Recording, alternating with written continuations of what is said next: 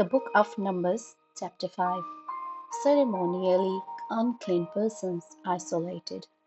And the Lord spoke to Moses, saying, Command the children of Israel that they put out of the camp every leper, every one who has a discharge, and whoever becomes defiled by a corpse.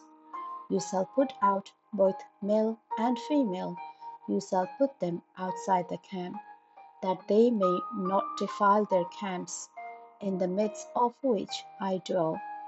And the children of Israel did so, and put them outside the camp. As the Lord spoke to Moses, so the children of Israel did. Confession and restitution. Then the Lord spoke to Moses, saying, Speak to the children of Israel. When a man or a woman commits any sin that men commit in unfaithfulness against the Lord, and that person is guilty, then he shall confess the sin which he has committed. He shall make restitution for his trespass in full, plus one fifth of it, and give it to the one he has wronged. But if the man has no relative to whom restitution may be made for the wrong, the restitution for the wrong must go to the Lord for the priest, in addition to the ram of the atonement with which atonement is made for him. Every offering of all the holy things of the children of Israel, which they bring to the priest, shall be his, and every man's holy things shall be his. Whatever any man gives the priest shall be his, concerning unfaithful wives. And the Lord spoke to Moses, saying, Speak to the children of the Israel, and say to them, If any man's wife goes astray, and behaves unfaithfully toward him, and a man lies with her carnally, and it is hidden from the eyes of her husband, and it is concealed that she has defiled herself, and there was no witness against her, nor was she caught. If the spirit of jealousy comes upon him, and he becomes jealous of his wife who has defiled herself, or if the spirit of jealousy comes upon him, and he becomes jealous of his wife, although she has not defiled herself, then the man shall bring his wife to the priest. He shall bring the offering required for her, 1/10 of an ephah of barley meal.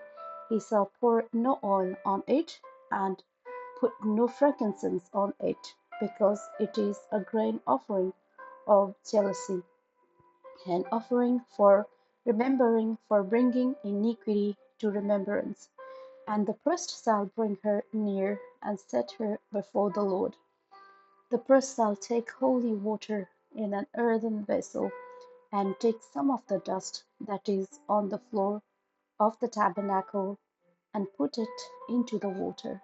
Then the priest shall stand the woman before the Lord, uncover the woman's head, and put the offering for remembering in her hands, which is the grain offering of jealousy. And the priest shall have in his hand the bitter water that brings a curse. And the priest shall put her under oath, and say to the woman, If no man has lain with you, and if you have not gone astray to uncleanness while under your husband's authority, be free from this bitter water that brings a curse. But if you have gone astray while under your husband's authority, and if you have defiled yourself, and some man other than your husband has lain with you, then the priest shall put the woman under the oath of the curse, and he shall say to the woman, The Lord make you a curse and an oath among your people. When the Lord makes your thigh rot and your belly swell, and may this water that causes the curse go into your stomach, and make your belly swell and your thigh rot, then the woman shall say, Amen, so be it. Then the priest shall write these curses in a book, and he shall scrape them off into the bitter water. And he shall make the woman drink the bitter water that brings a curse, and the water that brings the curse shall injure her to become bitter. Then the priest shall take the grain offering of jealousy from the woman's hand, shall wave the offering before the Lord, and bring it to the altar, and the priest shall take a handful of the offering as its memorial portion, burn it on the altar, and afterward make the woman drink the water. When he has made her drink the water, then it shall be, if she has defiled herself and behaved unfaithfully toward her husband, that the water that brings a curse will enter her and become bitter, and her belly will swell, her thigh will rot, and the woman will become a curse among her people. But if the woman has not defiled herself and is clean, then she shall be free and may conceive children. This is the law of jealousy.